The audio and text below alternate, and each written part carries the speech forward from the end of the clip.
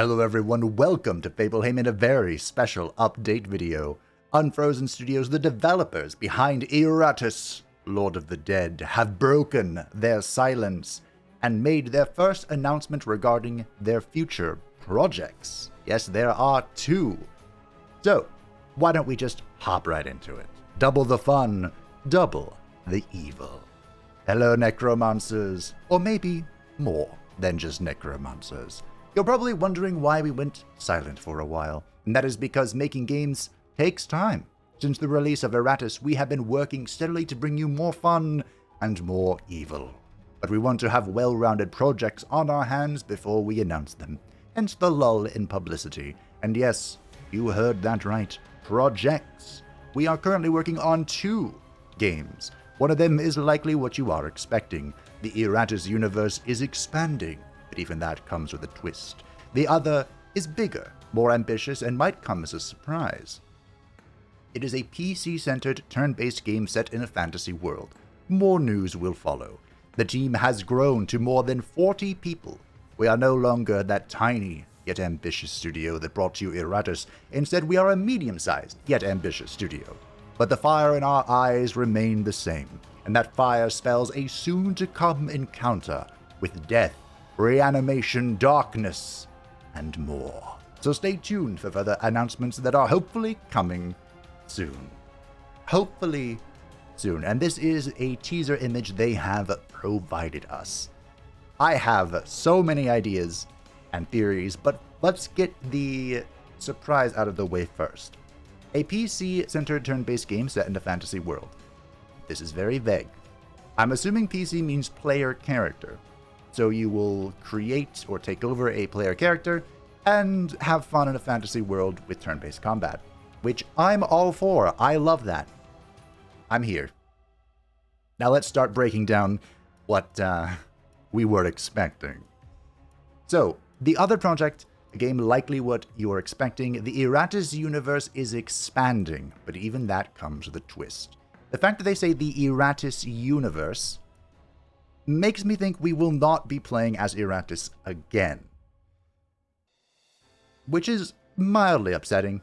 Mildly. But the fact that there is death, reanimation, and darkness, that fills the slot. But even that comes with a twist. So the Iratus universe is expanding. There are lots of hints about the greater world of Iratus in Iratus itself, but I imagine they'll just be creating new stuff to throw in. Whether it's adjacent to anything or not, we'll find out. But let's dive into this teaser picture a little bit. And because I'm, of course, a professional, let's look at it in Photoshop. Now, this picture looks quite similar to a few Iratus pictures, actually. This one is the cover art for the soundtrack. It's beautiful. You may recognize this from many of my thumbnails. Great, great piece. The throne is a little different. Skulls are still present. But Iratus himself, it doesn't look like Iratus, is what I'm trying to say. If we turn on the contrast and the brightness, the face itself was left blank. So, you know, good job. But there's something about this, the moment I saw it, I thought of a single thing. This little red gem here. I've seen it before. I've seen it once before. And in Iratus, there is a particular creation. The vampire. A vampire is a special kind of minion, for they are the only ones who have learned to exist within mortal societies. Because of this, they are reluctant to join any necromantic armies, preferring to stay hidden within their secret covens. Only the scent of cursed blood can be used to draw them out, and also acts as the perfect offering. Then, if they acknowledge a mage's power, they will provide their aid, provided one is willing to trust a scheming bloodsucker. And this is available in all, well, the 2 of the vampiric skins, with the third one being this one. The texture for this is different than any other skin in the game, which I've always found amusing. But I feel like the fine features here, and the pointy ears, kind of are similar to the teaser picture. That was all I had. So my guess my guess when looking at this. This could, of course, also be part of the fantasy game, but because of the hands out in front and the undead, I'm pretty sure this is the Iratus universe expanding. And there's not much else that can be discerned from this. Like I said, I thought immediately upon seeing this vampire progenitor. But that doesn't make a whole lot of sense. It could. They could just make up new stories. Why not? They could do whatever they want. But I'm thinking kind of one of two things. And that is where this falls within Iratus' story itself. This could be the far distant past.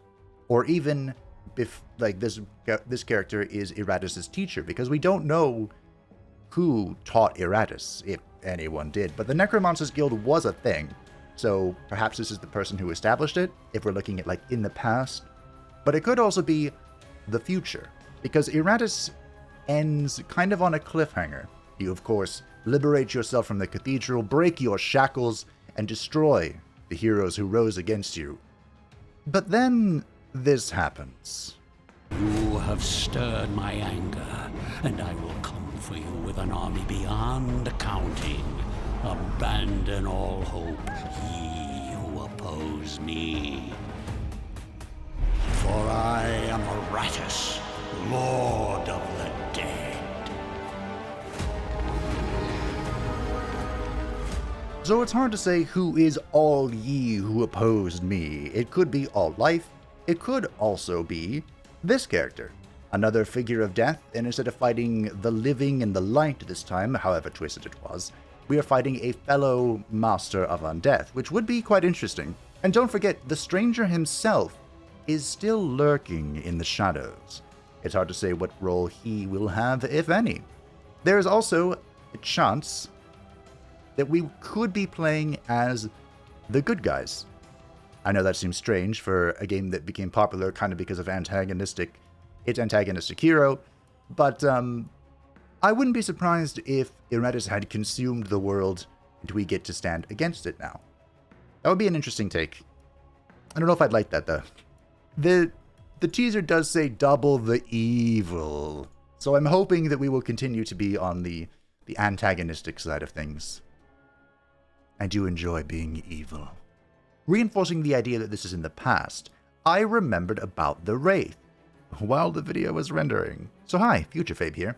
But despite the seeming simplicity of this minion, its summoning has been prohibited by the Necromancers Guild since the dawn of history. Not even Iratus remembers the reason for this decree, but there are many dark rumors surrounding this particular summoning. It is said that the very first Necromancer created this minion as a vessel for his rebirth, or that the soul that answers the Necromancer's call comes not from the afterlife, but from another, much more alien place. Nobody seemed to have had the courage to put these theories to the test, or maybe those that did never survived the process. Still, the guild has been nothing but ruins for millennia. It is now up to Iratus to decide what to do with this knowledge. Of course, the Wraith, Kasogtha, my love, one of my favorite units to use in a stress build, primarily as a tank. But this skin, I think, is the, much more alien place. But could the entity in the teaser be the very first Necromancer? Could the expansion of the Iratus universe be about the establishment of necromancy itself? Now that would be amazing. But that is all I had for this announcement. I will, of course, keep you up to date the moment I learn more. I don't have any extra knowledge, but Unfrozen Studios, if you want to hit me up. But no extra knowledge. I'll keep you up to date as best as I can. You can join my Discord description if you're interested in doing so, where I'm assuming this is already being talked about. I've been very lazy lately. But thank you all for watching. Thank you to the patrons and the channel members who support the channel. I greatly appreciate you. Let us keep our fingers crossed for news coming soon. I'm hoping to hear more about this project before the end of 2023. We may even get an early access version. Now, wouldn't that be nice? Bye. It seems that fate has smiled after all.